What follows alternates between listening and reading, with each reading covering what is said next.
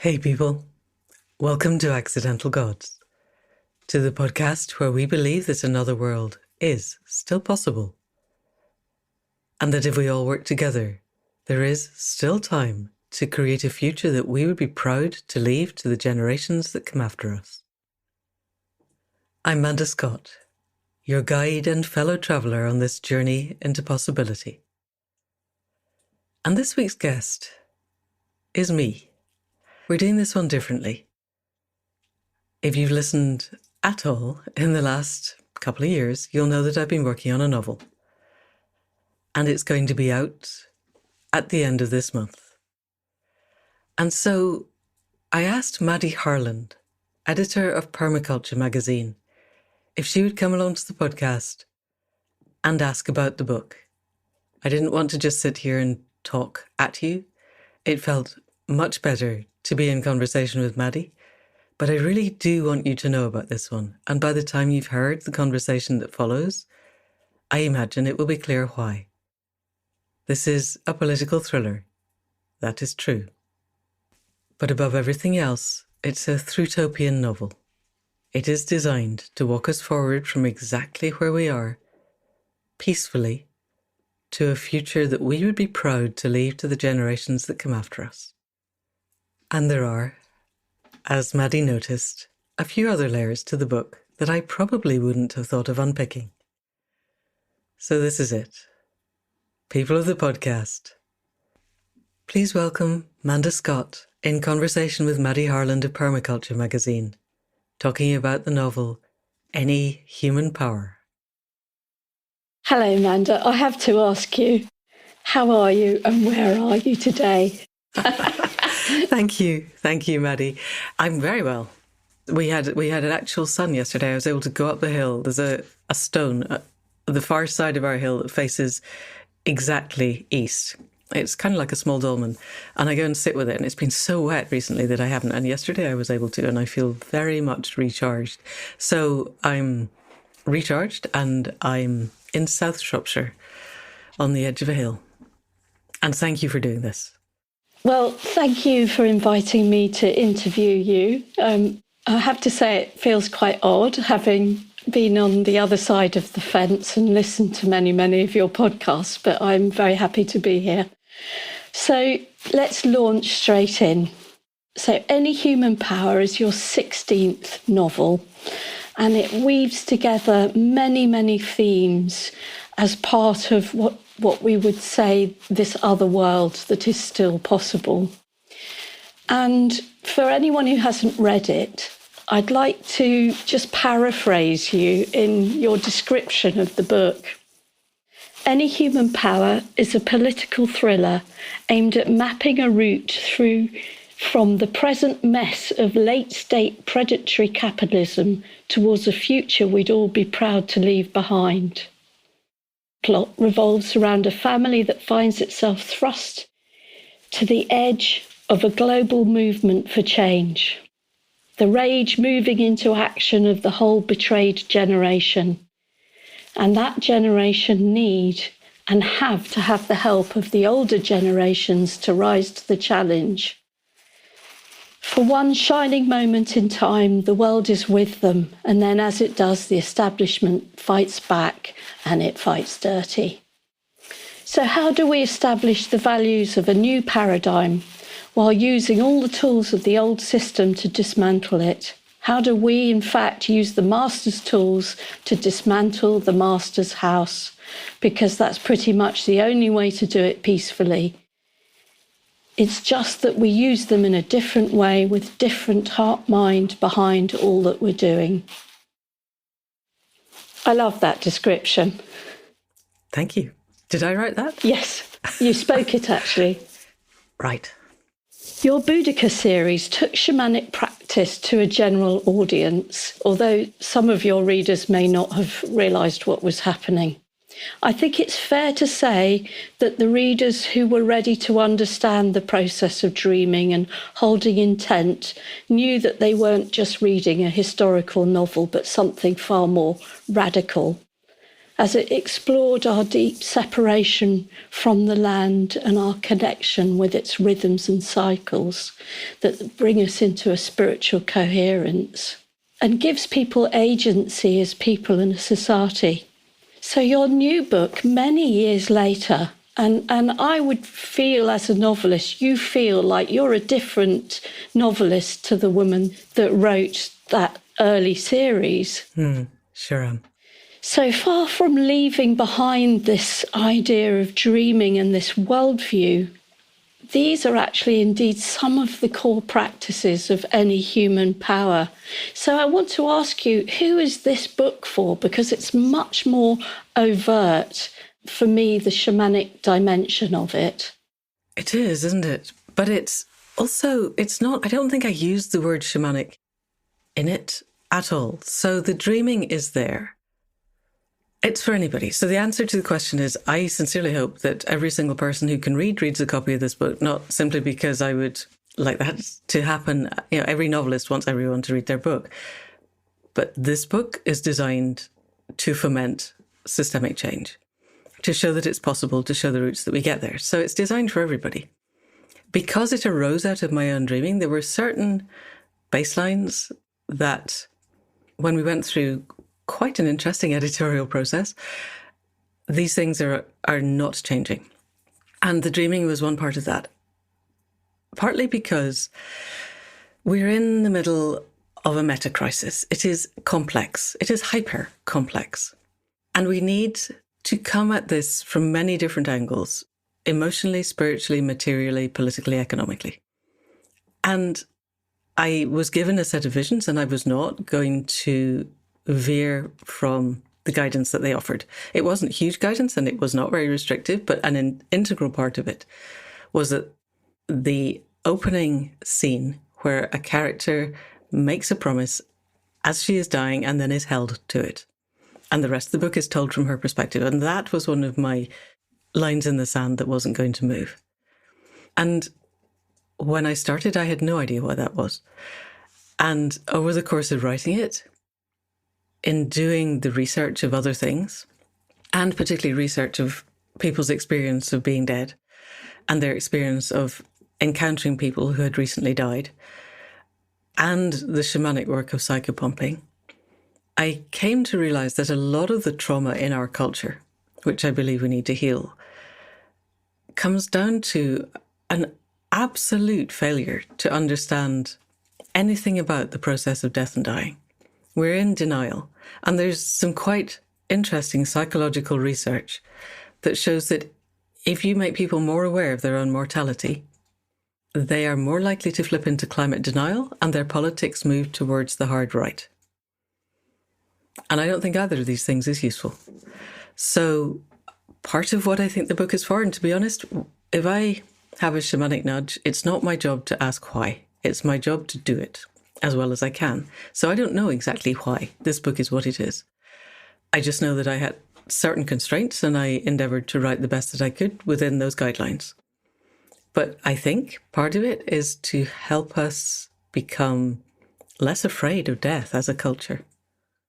Whether that works or not is not my decision to make.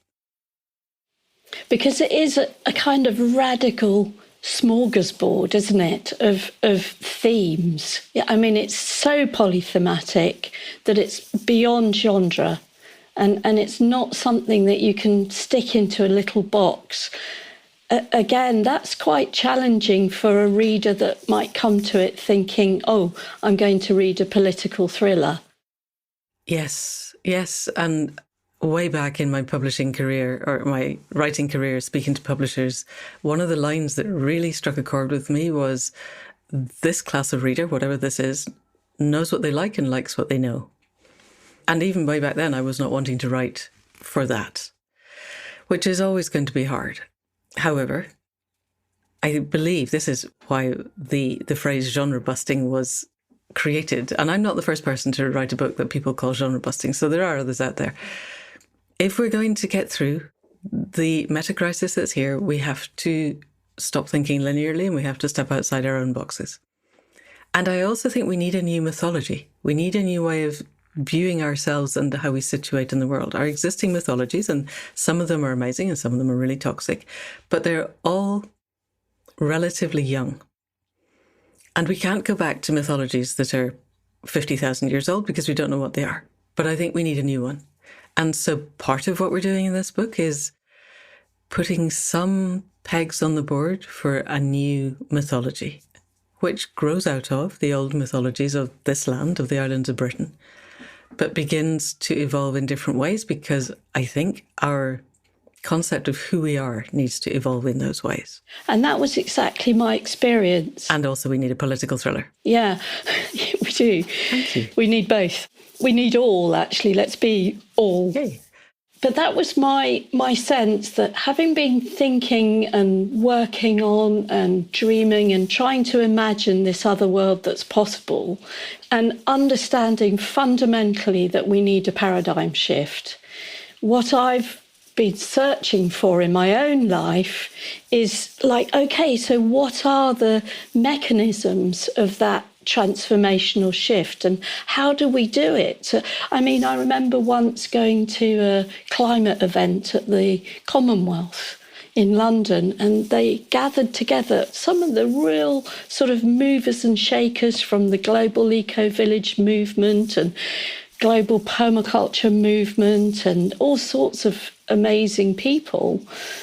And even so, I was thinking, but how are we going to get from the sort of climate conferences that fail dismally all the time to this new vision which integrates agroecology and all those other, wonderful techniques and practices that could change the world? Because until you change how governance functions, you can't change anything. Yes. So, what fascinated me about your book was this melding of, and I will unashamedly call it the shamanic worldview, with politics and algorithms and an understanding of social media and, all these many different threads that weave together this different tapestry of the potential for a new world. So that was what sort of blew my mind about the book, because it sort of opened so many doors, not just one or two. Thank you.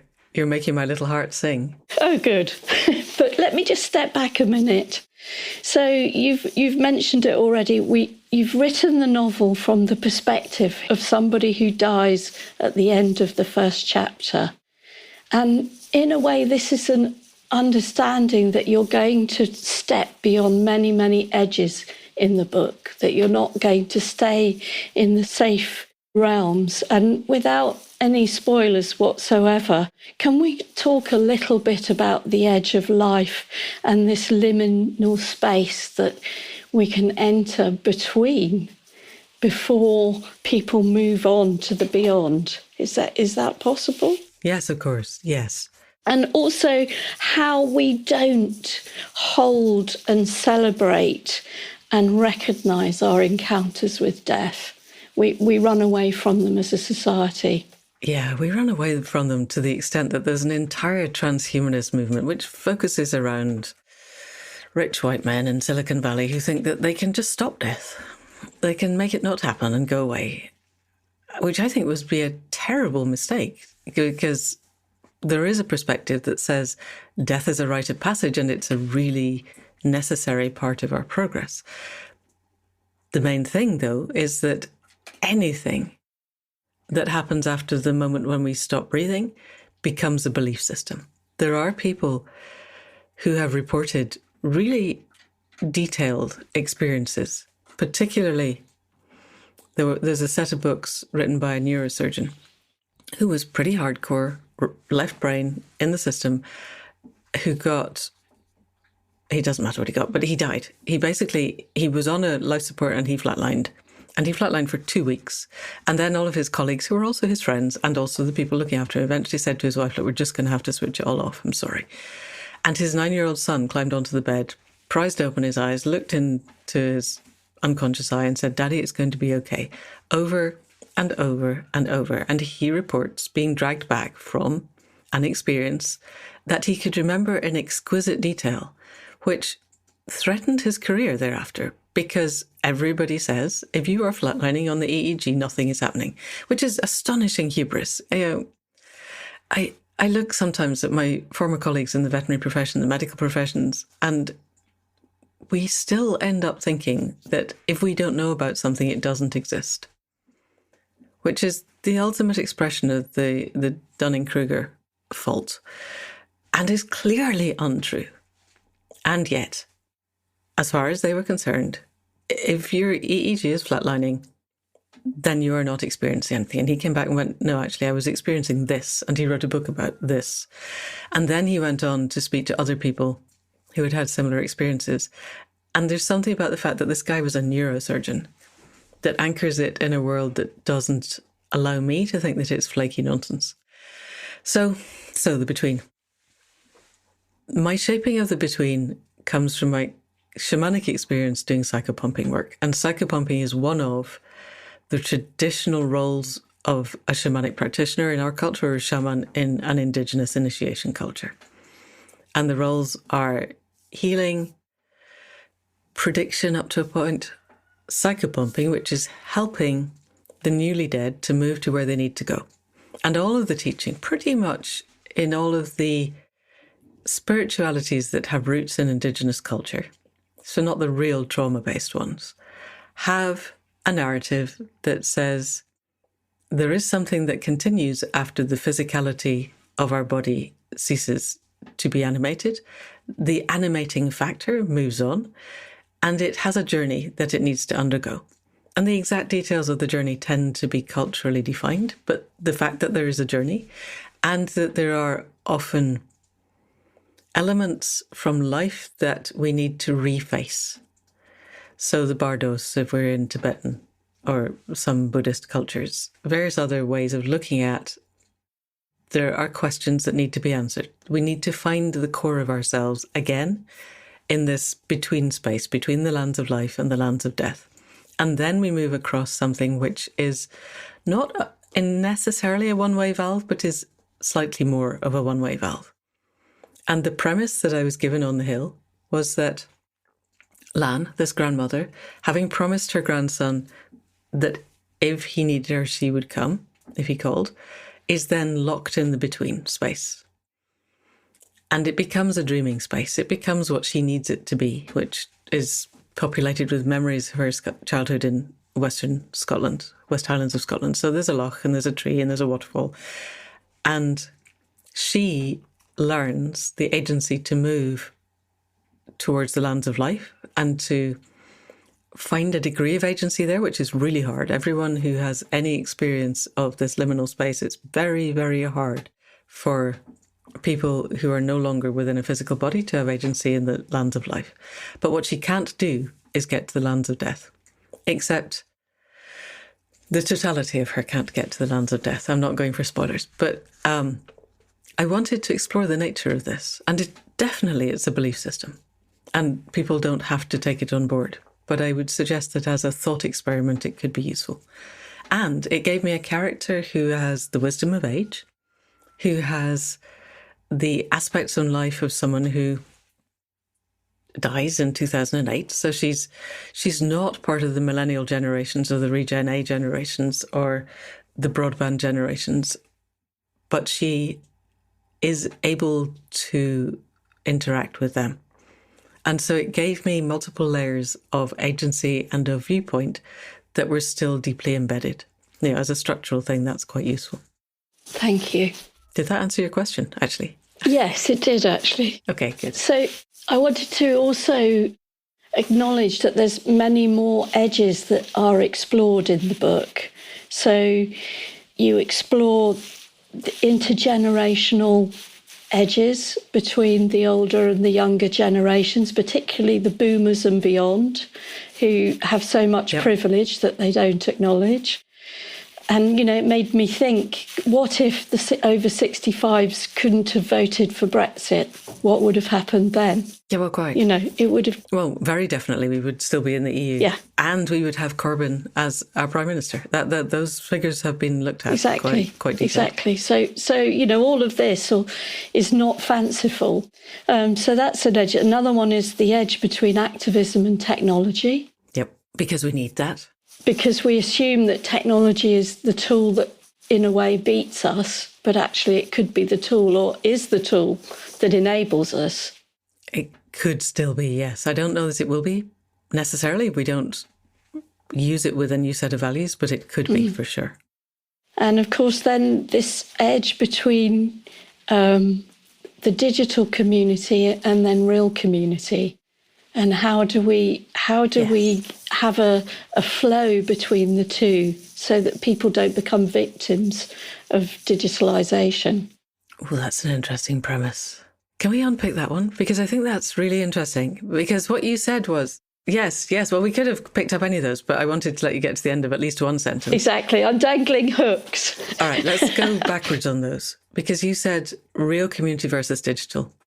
And I think for a lot of people younger than you and I, there is no distinction. Digital community is a real community. The digital world is a real world. There's an amazing moment in a podcast that was 2018 or so. And it was either Jamie Wheel or Jordan Greenhall. I think probably Jordan Greenhall. And he's speaking of his 12-year-old daughter. And he is an entrepreneur. So he offers her, at the start of the vacation, he offers her a whole bunch of money if she will design something on Minecraft, which is her thing, that he has never seen before.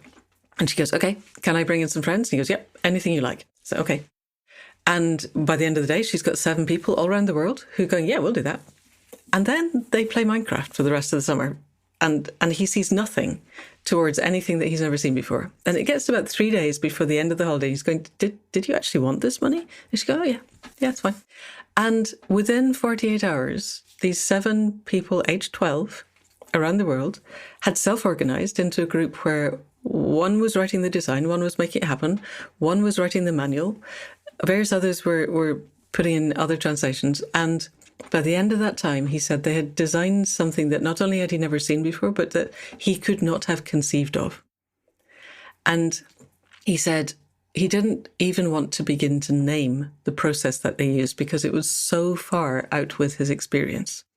Their way of collecting, their way of allocating roles, their way of being fluid in the moment and yet making things happen. And the world at the moment is in the hands of our generation. And I think we genuinely, our brains are wired differently.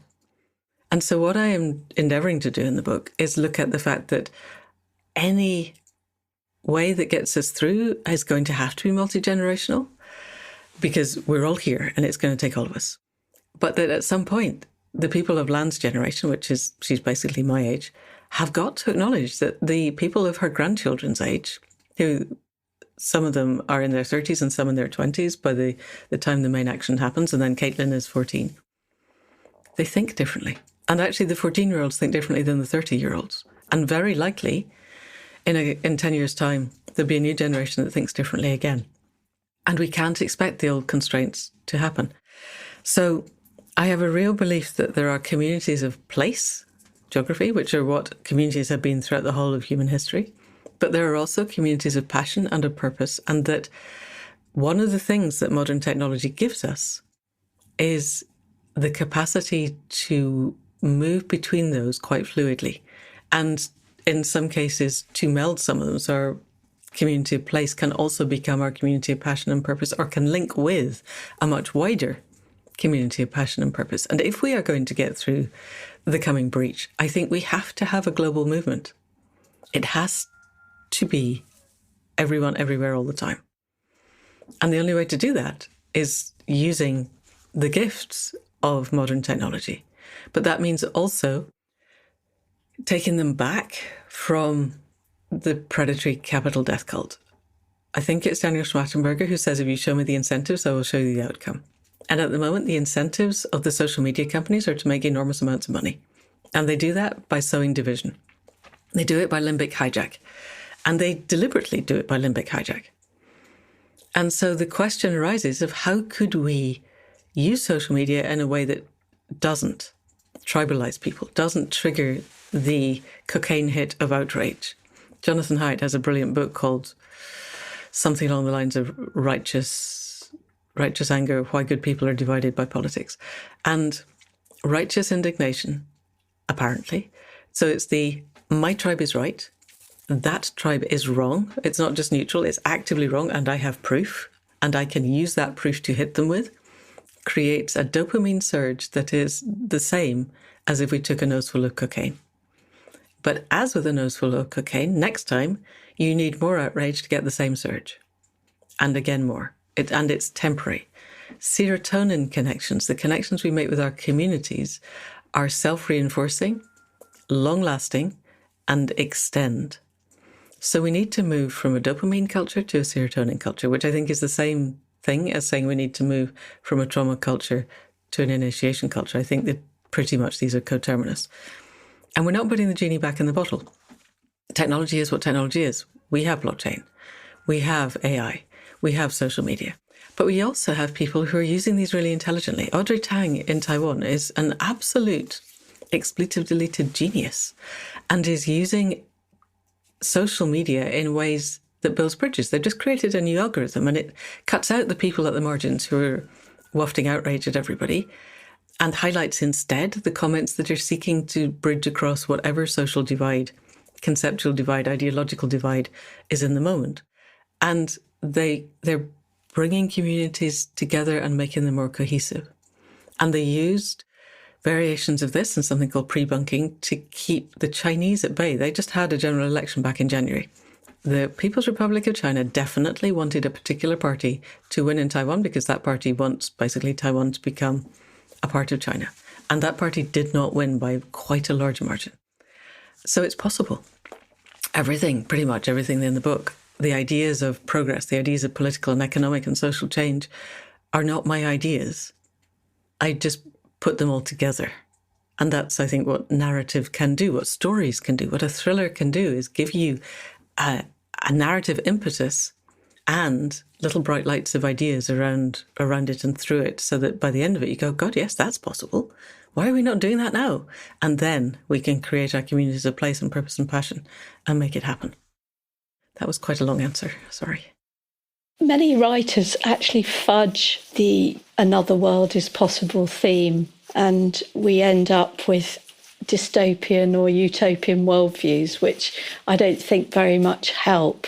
But you, with others, have developed this concept, Rupert Reed started it, of a Thrutopia, which has been defined as an act of imagining the actual mechanics of how we transition from this broken, collapsing world to one that's in a process of transformation and healing on all levels. Yay, yes. Yes. So you've mentioned Audrey Tang as a real influence on this idea, or the ideas of how we transition to another world. Could you talk a little bit more about some of the ingredients in the wonderful transformation cake of the new world?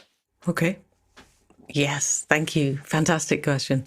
So the thing that leaps up that I haven't, I think, emphasized enough when I've written about this is that it needs to be peaceful. I think the use of power to solve perceived problems is a part of the old paradigm. It's part of trauma culture thinking. So whatever we do, it needs to be peaceful. That's one of the absolute lines in the sand. Building on that, we're in the middle of a polycrisis and we are a hyper-complex system. We need to move on all fronts. We can't get away with linear thinking of we fix point A and then we fix point B and then we fix point C and 120 years from now we get to point Z and start all over again and that we're just going to walk a single path. We need total systemic change because the existing system, I used to say the system is broken and I changed that now. The system is not broken. The system is doing exactly what it was designed to do, which is to enrich a very, very few number of people at the expense of absolutely everything else. And so we need a new system. And that means we need to change our political system, our governance system, our economic system, our systems of social connectedness, our food and farming systems, our design, urban, rural design systems, our transport systems, everything that we do. And there's no point in trying to change just one of them. Fixing farming to the point where we have regenerative farming everywhere would be lovely. And I have heard people say, if we solve for food, we solve everything. And we don't. We won't. But I also think we can't solve for food unless we have also solved quite a lot of the rest. We need a new value system underlying. We can talk about that later. Ask me about value system in a bit. But let's have a look at the actual components of change.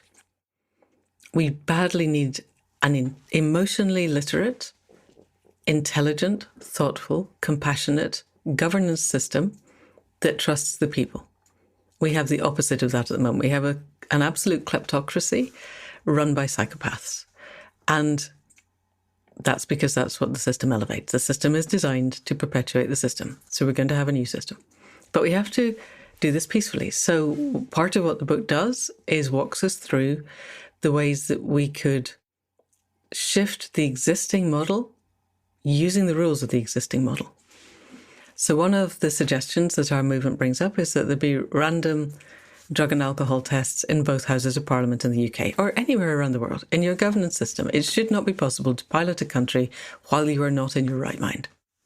And 3 strikes and out. First strike, you have some time out and you're offered counselling. Second time, you have longer time out and the counselling is mandatory.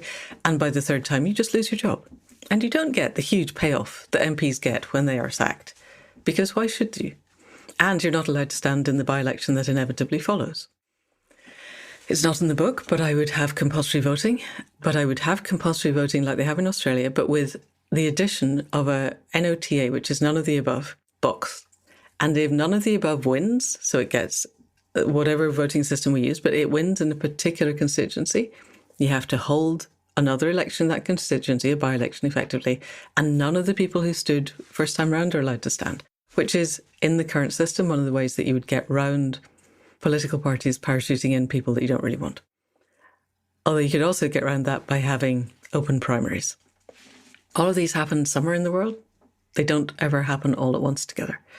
So, random drug and alcohol tests. The second thing was to have total transparency of government spending by putting it on the blockchain, because the blockchain cannot be retroactively altered. And this is not the Bitcoin iteration of the blockchain. We need to be clear about that. Yeah. Bitcoin is to blockchain what email is to communication. It's very old, it's very clunky, and it uses up a lot of power.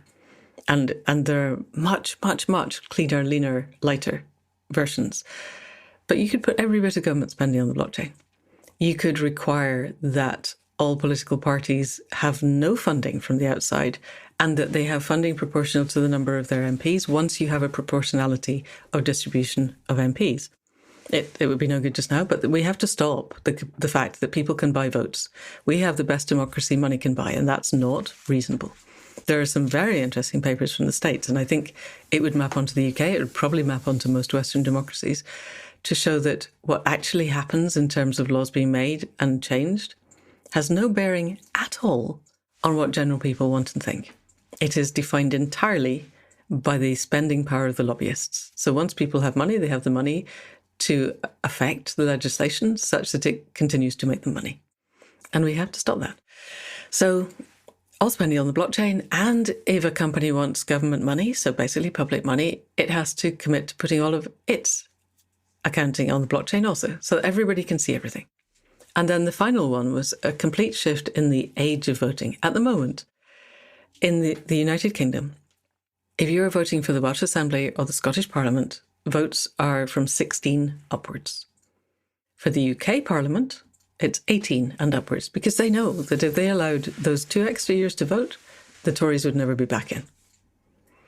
So they just don't let them. And they're doing a lot of voter suppression to try and make sure young people can't vote anyway. We are recording this on the day of a particular set of elections, and it's going to be very interesting to see how the voter suppression works.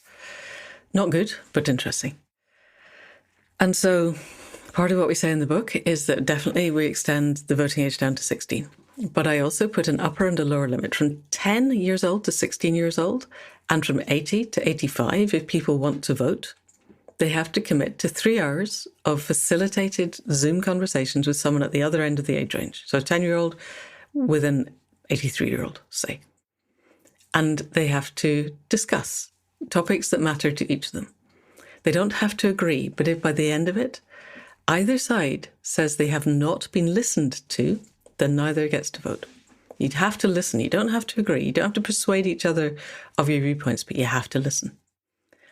What I said in the book in the first iteration was that 85 and over, I'm sorry, you've had your time, you don't get to vote. That was presented in the book as a bait and switch. It was a deliberate, we put this out there, it causes outrage, and then we step back from it. And because we have something we can give up, then we get the 10-year-olds and upwards in there. To be honest, if it were left to me, 85 and up, I'm sorry, you got us here. And here is an extremely bad place, and you did not do enough to stop it.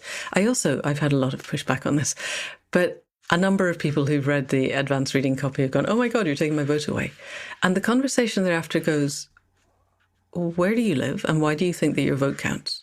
Because in the UK, there are about half a dozen swing constituencies where 2,500 votes makes the difference. Corbyn lost the 2017 election by 2,385 votes. If votes had gone the other way, spread through a very small number of constituencies, we'd have had a Labour majority. What would have happened thereafter is open, because the Labour Party is not a social democratic party. But let's leave that aside. The actual voting system means that most people's votes are utterly irrelevant. So I find it fascinating that people think that and by the time you finish the conversation of, yes, I live in a safe seat here, it's, they voted this particular way for the last 150 years, so probably actually my vote would make no difference, is an interesting conversation to have. So one way or another, we need to change the voting system. We need to change the way. First past the post is an absolutely catastrophic way of pretending to give anybody any sense of democratic agency. So we need to change democratic agency. And there are a whole number of ways of that. I mention in passing quadratic voting on the blockchain because I spoke to Ruth Catlow on the podcast and she has created an app that allows that. But it's slightly geeky and a little bit too complicated. And I had explained it in much more depth and we just edited that out because, hey, this is a thriller. You don't actually need to know the details of quadratic voting on the blockchain. So those are governance things. We could get there's economic change that needs to happen. There's structural change. But underlying all of it, we need a change in our value system. If we continue with a value system that says he who dies with the most toys wins, and that power accumulates upwards, that the accumulation of wealth gives power over everybody else, and that the accumulation of wealth is the only target, and it doesn't matter what dies or is destroyed in the process, then we can make all the changes we want and we're still going straight over the edge of the cliff. So we need to change the value system. But it'll take time, and we need to model what it is that we want to be. And there are some indicators in the novel about what the value systems could be, a changed value system. So without giving the game away too much, can we talk about that as well? Can we explore some of the key sort of essence, I think, of new values and where we need to go? Sure. And I see it very much as part of our evolution as a species. It's not just the adoption of what we ought to do. This is about growing consciousness and becoming more awake. Yes. Yes. You are so my ideal reader. Yes. And because Accidental Gods predates any human power, and Accidental Gods is at core about facilitating conscious evolution, the consciously changing our consciousness, evolving ourselves out of choice. And I have believed for a long time that that's where we need to get to. So everything that I do has that at its basis. It's just more or less explicit. And anyone who's listened to this podcast for more than half a dozen episodes, I think would be able to work out the value system that my current understanding says that we need. And I think one of the things we have to say is we're going for emergence. And one of the points of emergence from a complex system is that if you can see the new system, it's not an emergent system, it's a slight tweaking of the old system. So actually, I don't know what the emergent system looks like. But from the standpoint of here and now, I think it has to be based on integrity, groundedness, compassion and connection.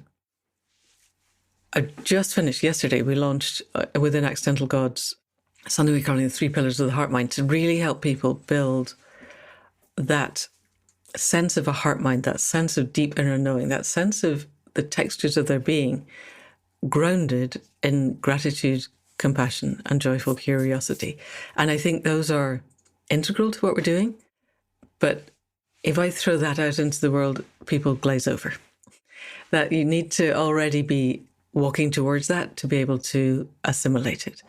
So what we have to do in a novel is assume that people are coming to this from business as usual and walk slowly and carefully and stumble on the way, because that's what's inevitably going to happen, and have people argue with each other because not everybody gets this.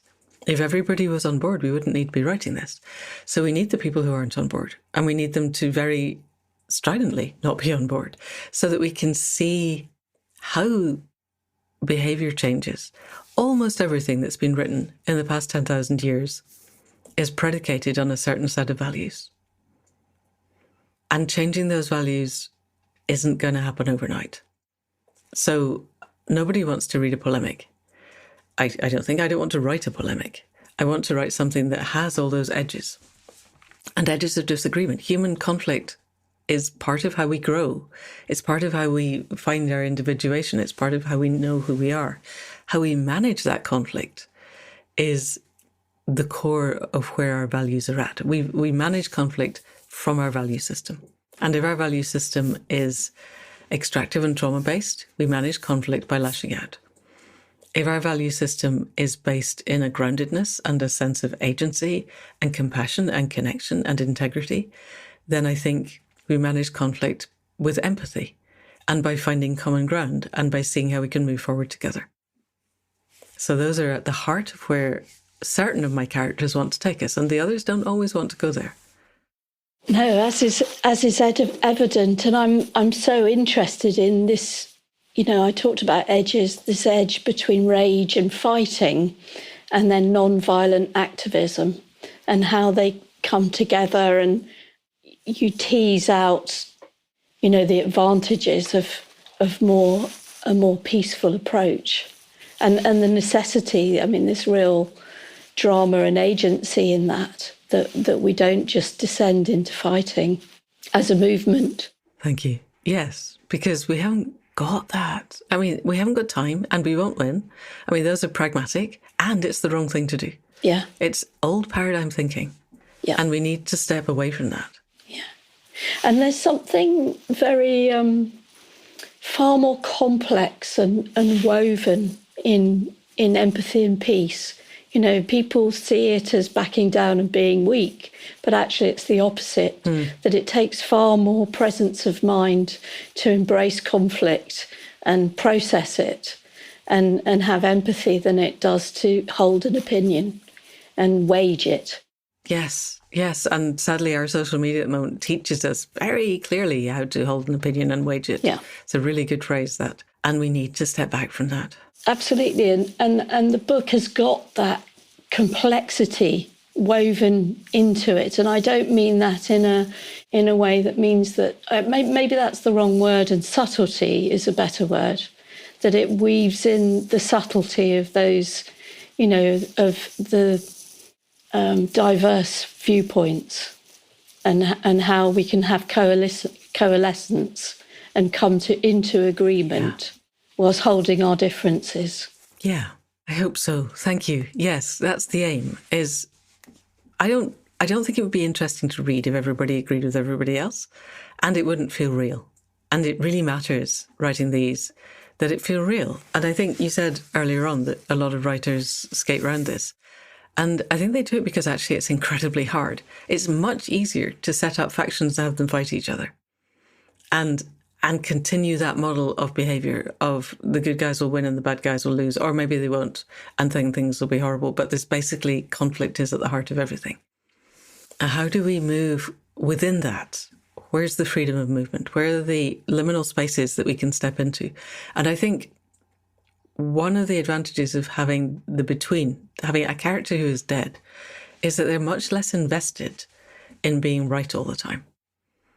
it's much easier then to take that, life is very short, make the most of it, becomes then really quite a real and tangible concept within which to build everything else. I'm working on the sequel at the moment and wondering who the main characters are going to be. And that's an interesting journey also, is, do I still need that viewpoint? Is it still valid? Is it still valuable? Or are there better viewpoints to come in from? I haven't got an answer to that yet, mind you. I can't go there in this conversation, but I'd love to, but I shall hold back. You've mentioned Lan again, and I just wanted to observe that you deeply explore the nature of grief in the novel, and it comes across as very authentic, very much lived experience, and I read it, as you know, having just lost my partner, so it was very poignant. But there's also a sense in the novel that there are many types of grief, not just personal bereavement. And there is the grief that I think most of us, whether we're conscious or not, experience as we go through the sixth mass extinction. There's the grief that we're all experiencing as the climate unravels, whether we consciously know it or not. I mean, here we are at the beginning of May and it's cold and very, very wet. Yeah. And it's obvious that the birds are struggling to find the insects to feed their youngs. I'm watching the natural world struggle. And for anyone else sensitive to that will bring a sense of grief. And I had a sense while I was reading this novel that in some ways you're preparing your reader for what I would call grief warrior training.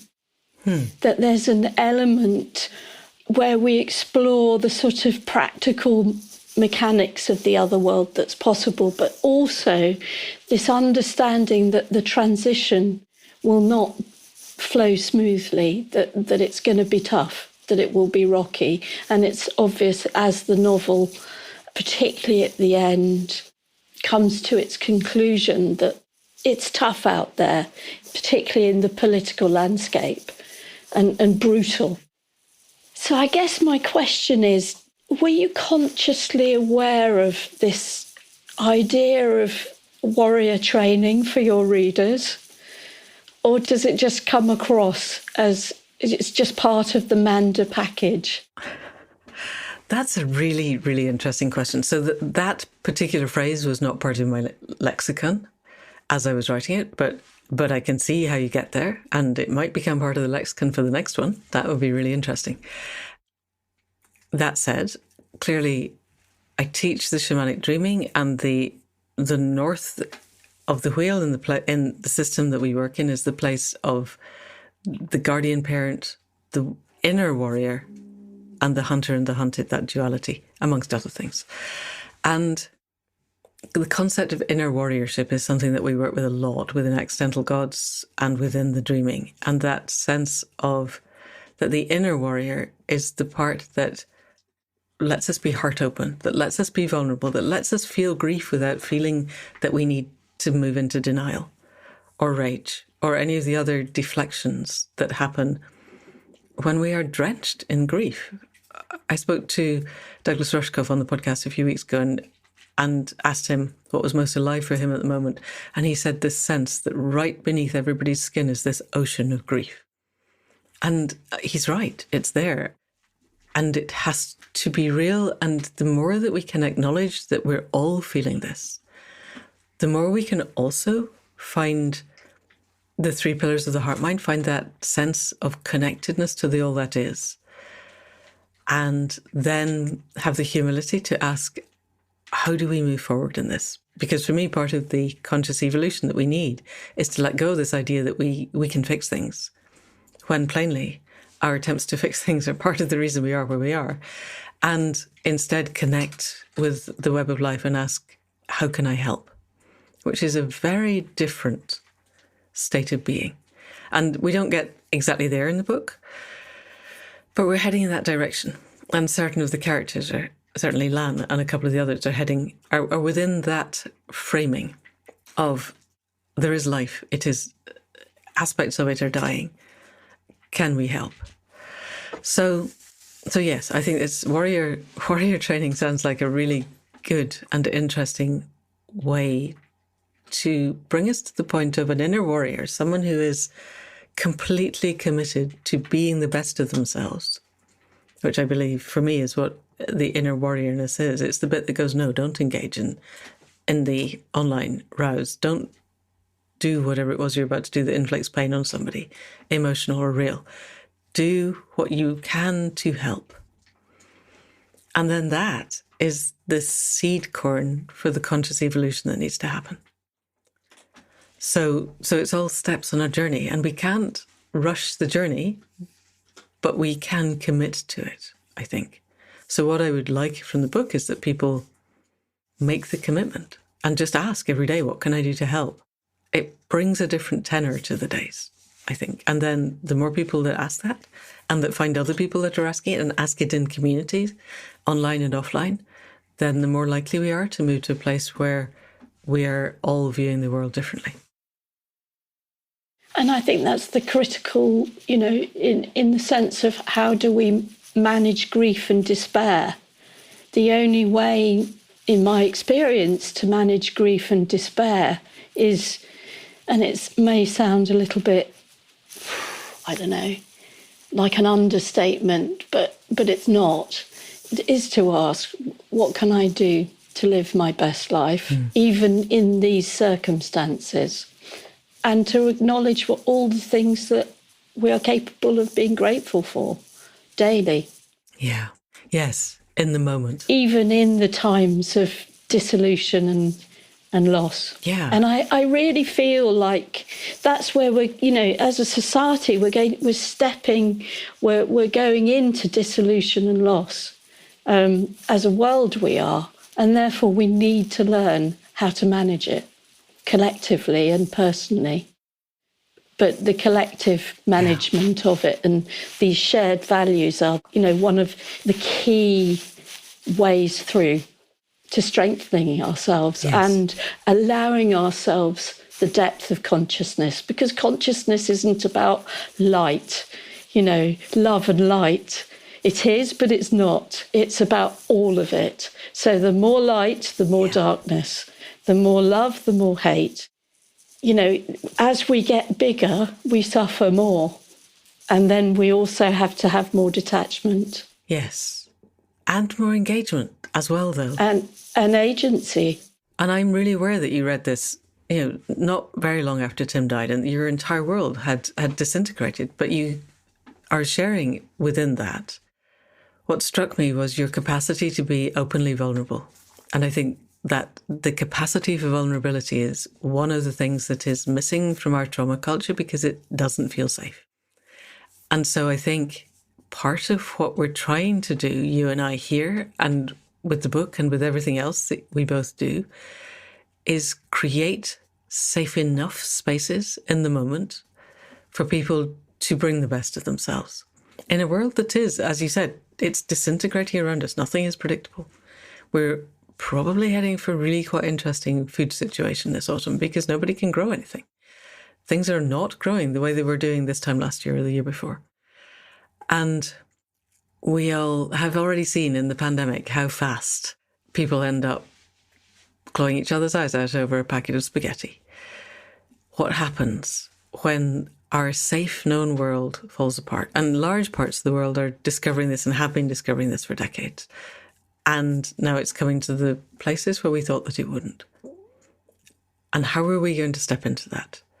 Rebecca Solnit has a brilliant book called A Paradise Made in Hell, where she looks at responses to things like Hurricane Katrina and tsunamis and big environmental disasters around the world, and the extent to which people take agency and help each other. And the places where that was stopped, so particularly FEMA in Katrina, where they said, no, you can't do anything. We're going to help you and you must not help yourselves. It destroyed the communities. Places where communities were able to come together and help each other are the places where community thrived and grew. And I would like us to have our communities of place and passion and purpose in place and functioning so that we have the layers of trust. I think it's within XR, one of the statements that I've heard is change happens at the speed of trust. And trust takes a long time to build and it goes away very fast. How do we build trust in ourselves and each other is, I would say, another of the core questions of the book that's kind of threaded through. Who can we trust? How do we know we can trust them? What happens if that trust is challenged?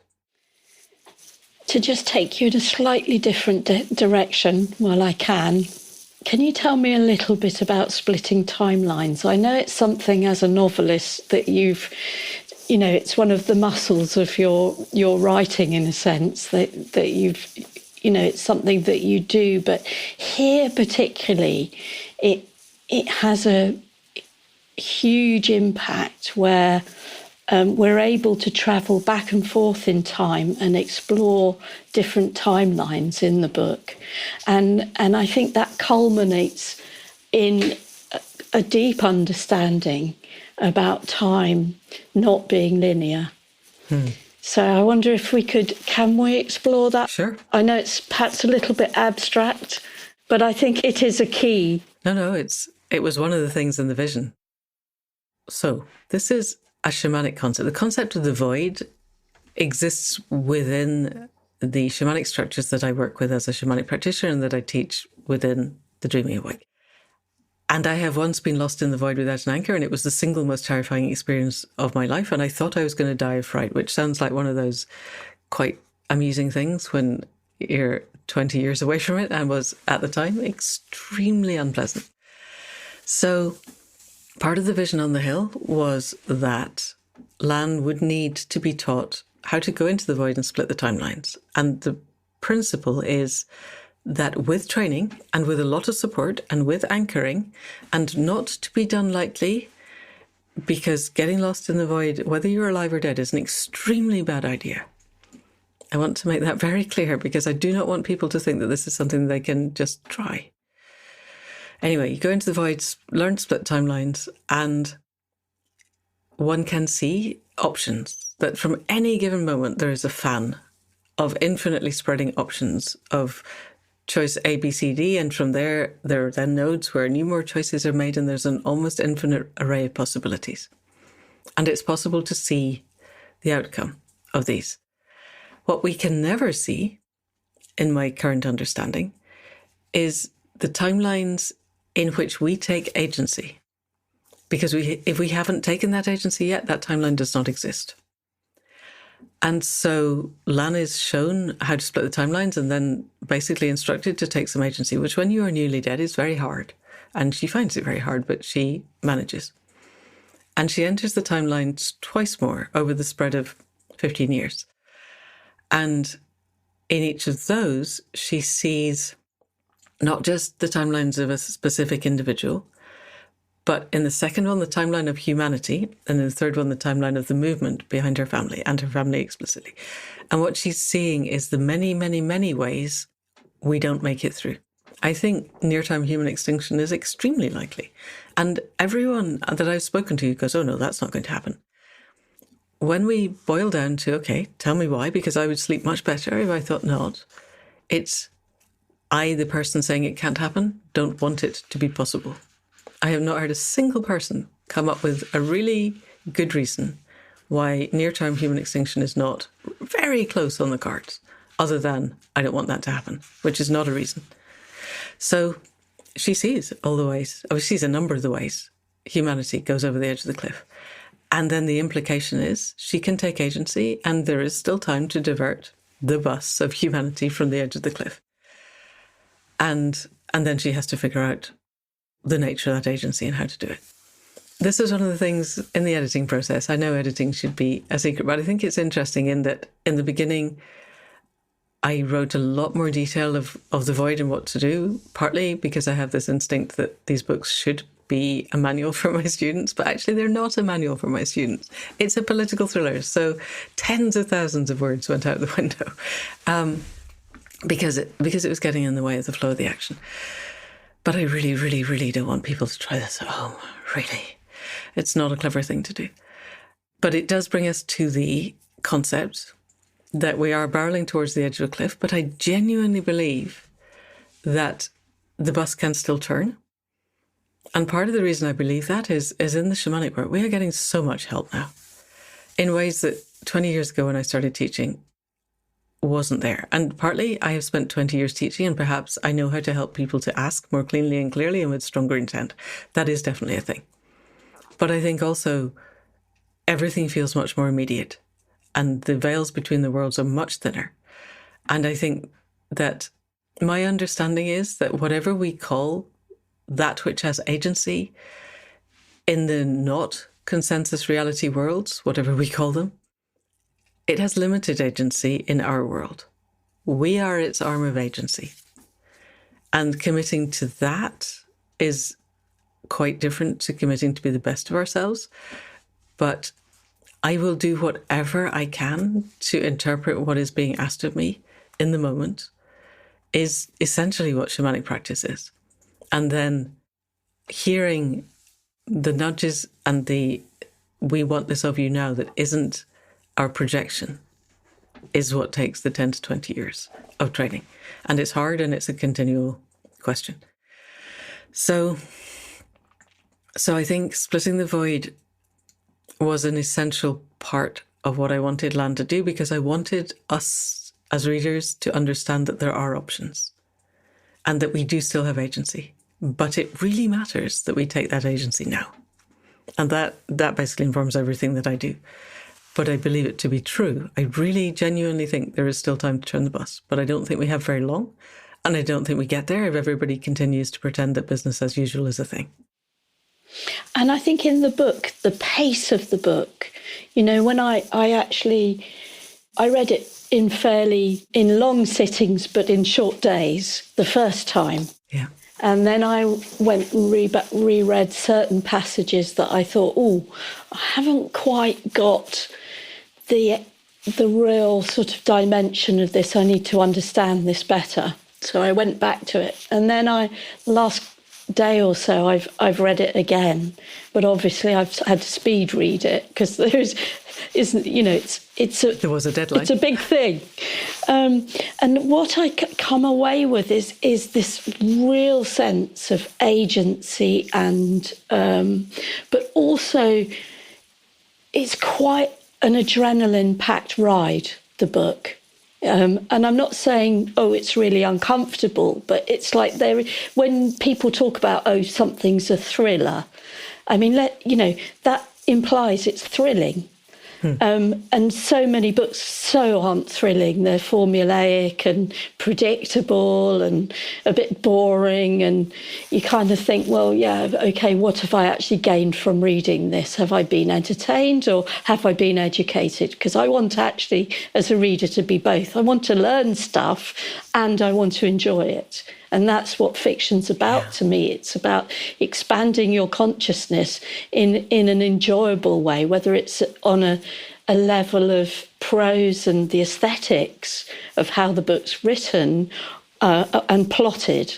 And it strikes me that you're a plotter, in the sense that you have all these different characters and timelines and themes. How do you do that? Do you have like a wall in a room? No.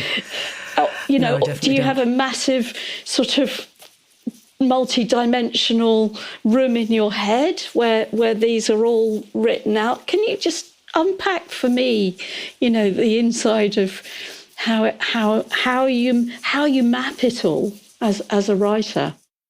I can try.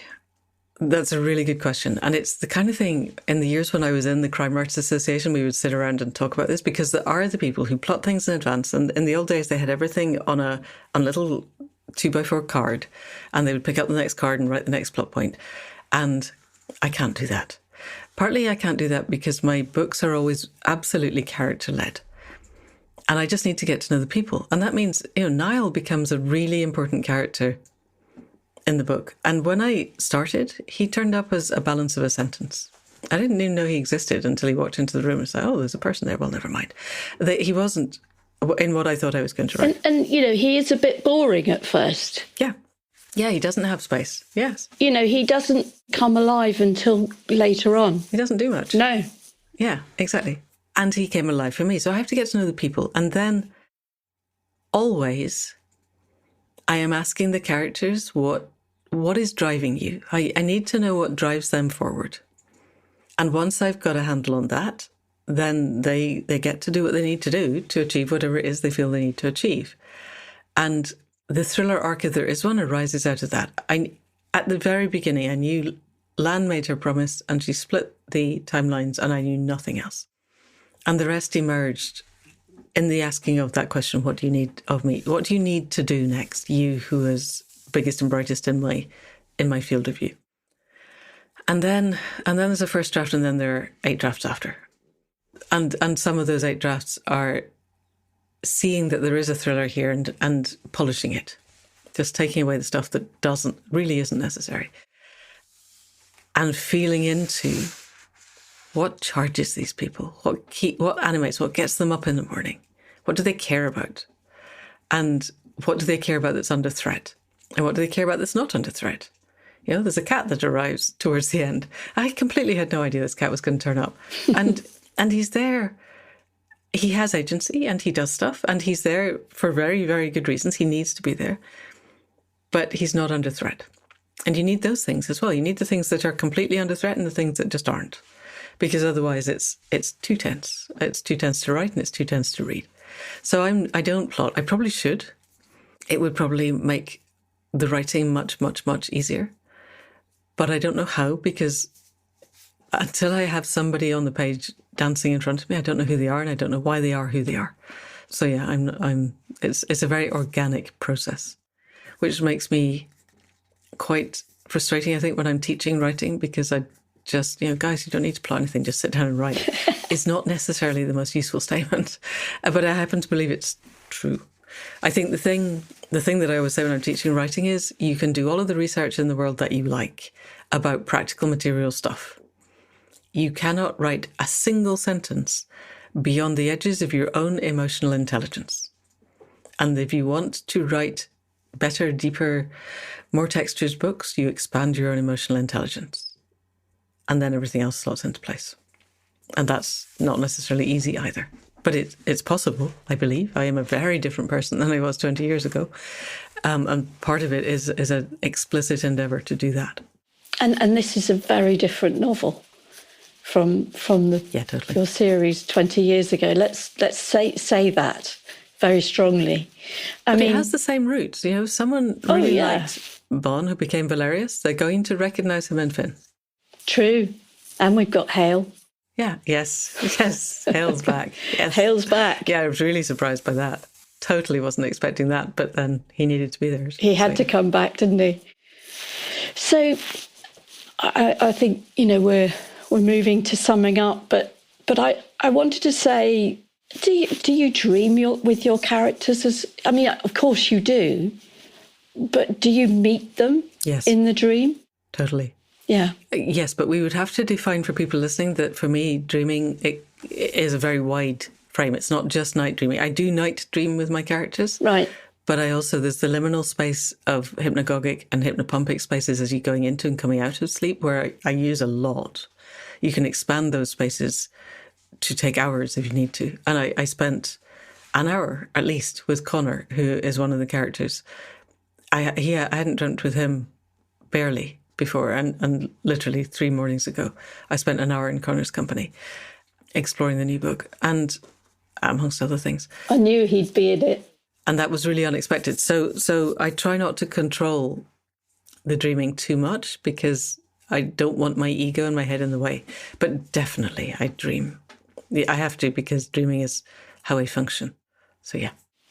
And I found it really interesting that one of your primary characters, Kaitlyn, is a young teenage girl who's sexually aware, highly intelligent, highly articulate, almost a taboo to write about her in today's society. Do you think? Did you feel that? Oh, I didn't know that. That's a good thing.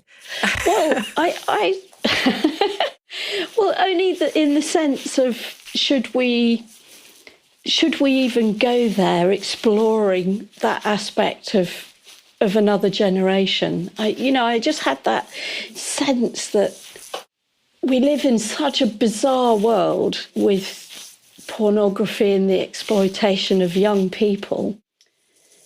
And so I felt like it was really brave to bring that theme to the forefront of someone so young with agency and that kind of awareness as well. And speak about it openly, or have her speak about it openly. Okay. Yes. And the key thing about that is the tweet so she sends a tweet which changes the world. Yeah. That tweet existed. Yes. That's a real tweet, and it was sent by a 12-year-old. Kaitlyn is 14 and a half. The person who sent that tweet was a girl who was 12. And it lasted half an hour, and I happened to be on Twitter because that's my cruise of choice at this point when it hit Twitter, and older boomer, basically heads exploded all over the place because it was basically saying we need pornography for teenagers in which somebody does not get strangled at the end. And I saw that and I thought, and I bet the somebody who gets strangled at the end is not the bloke, eh? And she didn't say that. And it was taken down within half an hour. She was the daughter of somebody whose name people in the UK would recognise. And I was incensed by the response. Nobody went, oh my goodness, this is something we really need to look into and address. They went, you can't say that. No, yes, you can. Yes, she needs to. And so I had been looking for a trigger of a mass generational movement that wasn't me recreating Greta. Because first of all, I don't need to because she exists. And second, I didn't want to. I wanted it to be something other than the climate part of the meta-crisis. And this tweet just floated past. I went, okay, I'll have that. And it's gone. Oh, that's not good. I was so cross by the fact that nobody supported this lass. She'll be, 15 now. So that tweet existed as part of it. And I had no idea this was taboo. I am online, partly because I have just given up Warcraft again for the 5th time, but I play World of Warcraft, and a lot of the people playing are teenagers. And I spent, while I was writing this book, really quite large amounts of time in battlegrounds with people where I was easily old enough to be their grandmother. And we talk about stuff. And they are highly intelligent and totally sexually aware in ways that I never was at that age. And I listened to a really interesting podcast, again, sometime way back, with a woman whose job, she was an academic, and it was her job to look at sexual awareness in young people. And somebody said to her, however, did you know what to do before videos? And she said, I have never felt so old. And she was 10, 20 years younger than you and I are. It's another generational gap, but my goodness, you can't pretend it's not happening, guys. You just can't. This is the internet. I remember decades ago, probably in the early 90s, reading something in the New York Times where somebody mentioned the internet, and he said, then, and if you don't know what the internet is, your 11-year-old is currently downloading pornography off it as we speak on your computer. And that was the 90s. It's there, it's a thing. Exploitation is utterly horrendous. And the question of what do we do about this is one of the animating kind of trigger plots within the broader plot of the book. I don't think that's a particular spoiler. And it's a part of the meta-crisis. What are we going to do when the generations who have had access to anything that could possibly be made come of age? And I don't know the answer to that, but I know that it's not something we can pretend isn't a thing. No, I think it's absolutely huge, and it's making huge changes. And like you say, when they come of age, it is so emergent, we just don't know. But I think most people of older generations almost turn away and pretend it's not happening because it's such a difficult thing to talk about and also fundamentally understand, because it's not our experience when we were growing up, and therefore we turn away from it. Totally. And you see, this is what interests me about this book. So my last question, Manda, is, can we talk a little bit about moving beyond the hero of 1,000 faces and the sort of metaphor of the hero's journey? Because what I love about this book is the community of characters, that they have their own pulse, and some come to the fore later on in the book. But fundamentally, I'm reading something where I feel I know, or I feel in relationship with certain characters, like Mo Baker and Connor McBride, and I love Crow, and Finn, of course, and Hale, and so off. They become very real, and they become a very powerful collective. And to me, this is a very different way of and there are more, and more come towards the end as well. And you think, well, can I really, as a reader, can I integrate more? Can I enter into relationship and get attached to, fond of more? But it's possible. And it seems to me this is, again, something that's moving away from this limited hero or heroine's journey, and into something very different. So I wondered if we could just explore that. Sure.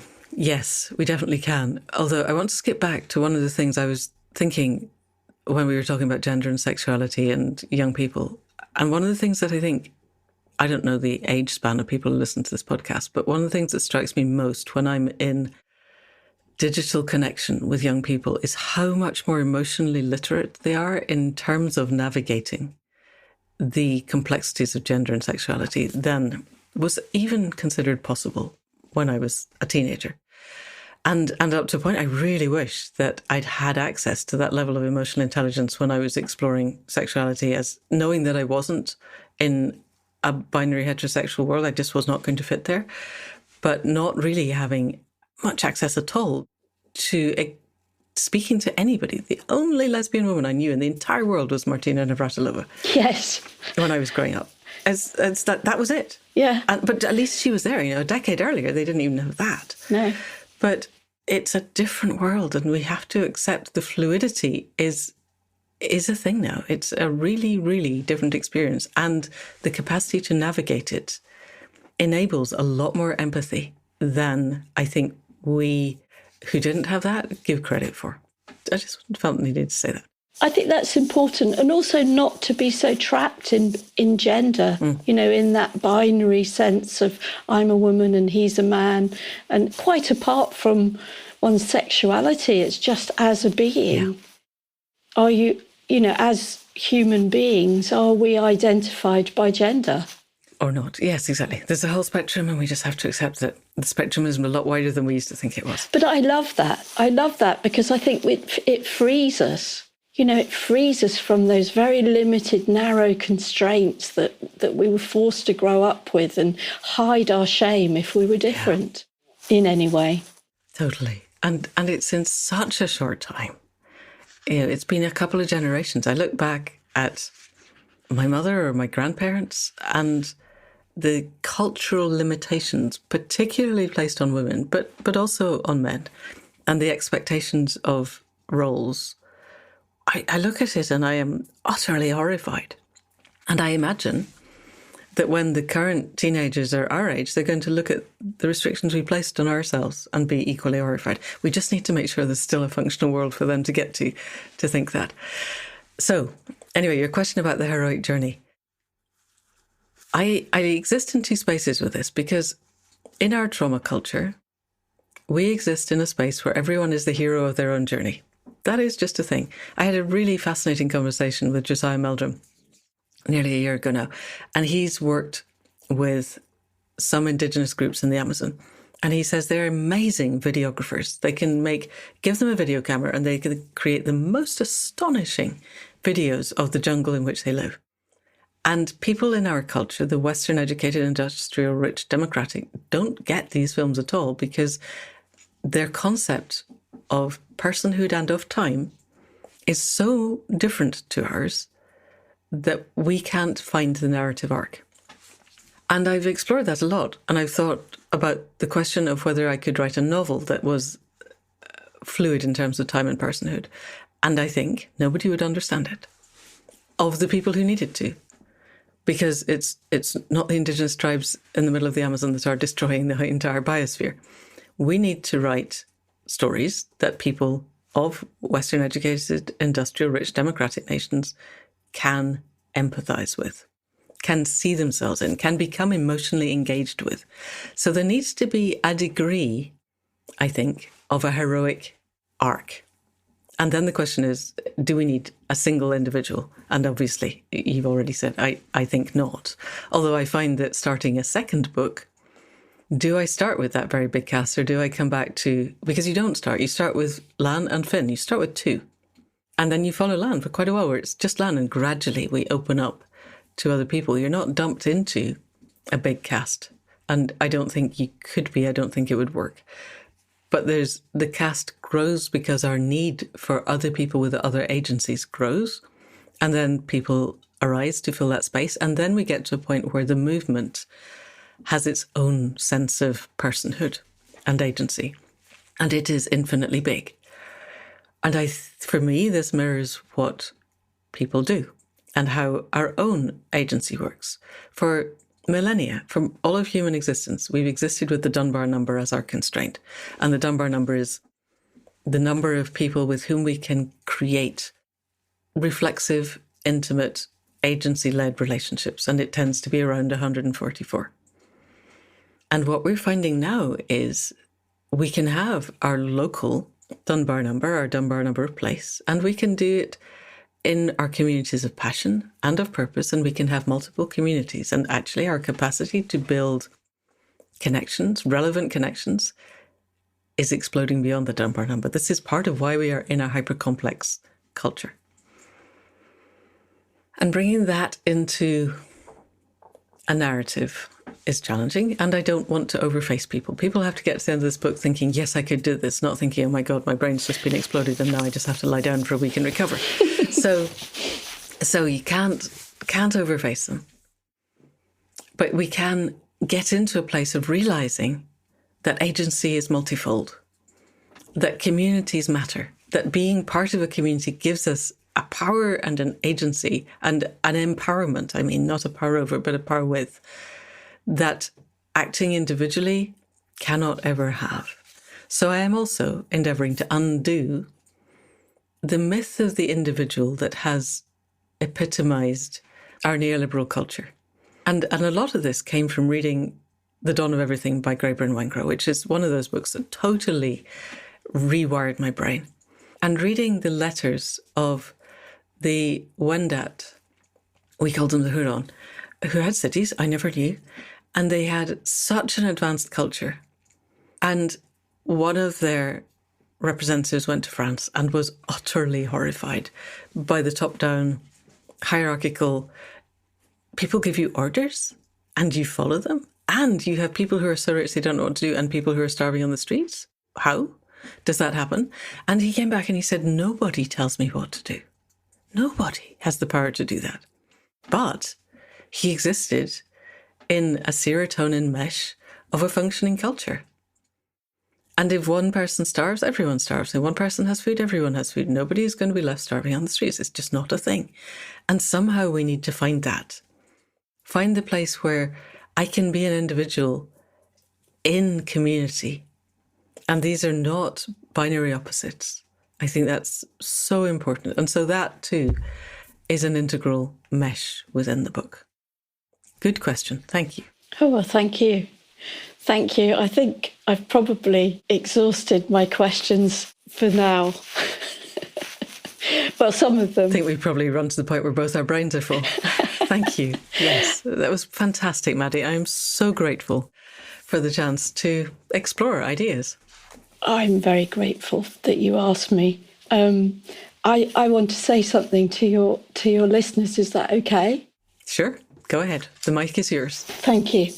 So I would like to thank you for inviting me today, because it's such a different thing for me to do as someone who's been editing environmental books for 30 odd years and doing Permaculture Magazine. And it's been such a pleasure to go into a more literary dimension and have to reread a book and enjoy the prose. I mean, there's some prose in this book that I've underlined that took me back to sort of studying practical criticism at university as a student of literature. You know, it's wonderful. So I really would just like to say that I think that Any Human Power is an extraordinary blend of wisdom and also a real take on contemporary life with all of the complexity of the systems at work. And I do think it's genuinely brilliant. And I've never read anything like it before. And I think the characters are very well drawn. I think your plotting, whatever you say about your process, is really good. I look for holes and things that didn't fit or match, but I think your editorial process has served you well. It's very vigorously done. And there are some passages in it that are very, very beautiful. I'm not going to say where they are in the book because I might give something away, but you have to read it, people out there. It's a big book and it's full of magnetism and drama and a rippingly good story. So, you know, it is a compelling read. And I've certainly had friends that have borrowed my copy and read it in as few settings as possible because I said, no, you can't have it. You can't take it away. I need it because I've got to interview Manda. So we're all seeking this new paradigm. We're all searching for the mechanisms of emergence. We're all looking for future insights of how we can change the world fundamentally. And I really believe that this combination of quite intellectual, quite vigorous exploration that Accidental Gods has allowed you to do in all of the harvesting of the brilliant people that you've spoken to over the years, but combined with the liminal, the non-material dimensions, is an incredible recipe to explore emergence. And I really guarantee to anyone that reading it will challenge you and excite you. So I just want to say from my heart to your listeners, yeah, go get that copy, stop procrastinating. June the 6th. I can say this, Manda can't. And thank you. Thank you. I am so moved. Thank you so much. It landed well with at least one person. I am beyond grateful. And I do have to say thanks to Hannah MacDonald, who's my editor and publisher at September, because if we have good plots in there, a lot of it is down to Hannah and then to Helen Black, who came in for the final edits. They really, really helped me sharpen it. So it's any book is the work of a village. And the September provided the most amazing village. So we need to say that too. Thank you. Maddy, thank you so much for coming on to the Accidental Gods podcast and for being the best possible person to talk to about the book. Thank you, Manda. And there we go. That's it for another week. And huge thanks, as I said, to Maddy for taking the time to read the book more often than anybody else but me and the editors should ever have to, and for picking out the things that really mattered. I am beyond bad at self-promotion. This is why we have agents and publicists and lovely people like that to do it for us. But I have put the link tree in the show notes, and if you go there, you can order the book from the publishers or from Amazon or from Waterstones. And pre-orders make an enormous difference to the impact a book has. And then when you've read it, 5-star reviews on Amazon, Goodreads and Waterstones make an enormous difference to how a book lands. But so does sharing it on social media. Instagram, TikTok, Facebook, Twitter, Mastodon, Blue Sky. They are all the ways that we get the word out these days. As Maddy said, this is not a book that's going to slot into easy genres. It is extremely unlikely to feature much in the mainstream media. If this is going to reach the people who get it, the people who care, the people who really want to find ways forward peacefully through the existing meta-crisis, then it's going to do so by word of mouth. So if you want to help, please share it Share it with your friends, your communities of place, of passion, and of purpose. Find what you liked, find what inspired you, find what you think you could make work, and then go out and make it happen. But first and foremost, if you possibly can, please just share that this exists and that it's worth reading. So that's it for now. We will be back next week with another conversation. In the meantime, enormous thanks to Caro C for the music at the head and foot, to Alan Lowles of Airtight Studios for the production, to Anne Thomas for the transcripts, and to Faith Tilleray for all of the work behind the scenes and for the conversations that keep the podcast and the writing moving forward. And as ever, an enormous thanks to you for listening. There would be no point in writing or recording if you were not there to pick up what we offer. So thank you. I am genuinely grateful. And that's us done. See you next week. Thank you and goodbye.